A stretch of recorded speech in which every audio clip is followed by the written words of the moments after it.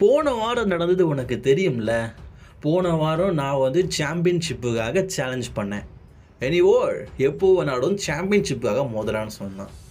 என்னுடைய இன்ஜுரி ஓரளவுக்கு சரியாயிடுச்சு தெரியுமா. அதனால் நான் கண்டிப்பாக வந்து சாம்பியன்ஷிப்புக்காக மோத போகிறேன். நான் கஷ்டப்பட்டு ரசல்மனியோட சாம்பியன்ஷிப்பை வின் பண்ணி ஃபேன்ஸ் மத்தியில் ஒரு மூமெண்ட் க்ரியேட் பண்ணால் பேப்பர் சாம்பியன் ஒருத்தன் இப்போ சாம்பியனாக இருக்கான். அந்த பேப்பர் சாம்பியனுக்கு நான் உன்னை சொல்கிறேன், நீ வச்சிருக்கிறது வெறும் அட்டை தாண்டா. ஏன் கிட்ட வரும்போது தான் அது ஒரு சாம்பியன்ஷிப்பாக வரும். நான் என்ன ஒரு சுத்த வீரன் மாவீரன் சொல்கிறதில்ல பெருமை அடைகிறேன். ஏன்னா நான் உண்மையிலேயே ஒரு மாவீரன் தான். என் ஆக்டிடியூட் இது தான். நான் இப்படி தான் நடந்துக்குவேன்.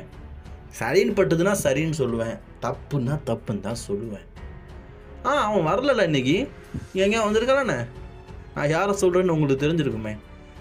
நான் ஒருவேளை அவனை மாதிரி உட்காந்து மைக் ஸ்கில் பேசுனா சில பேருக்கு பிடிக்குன்னு நினைக்கிறேன்.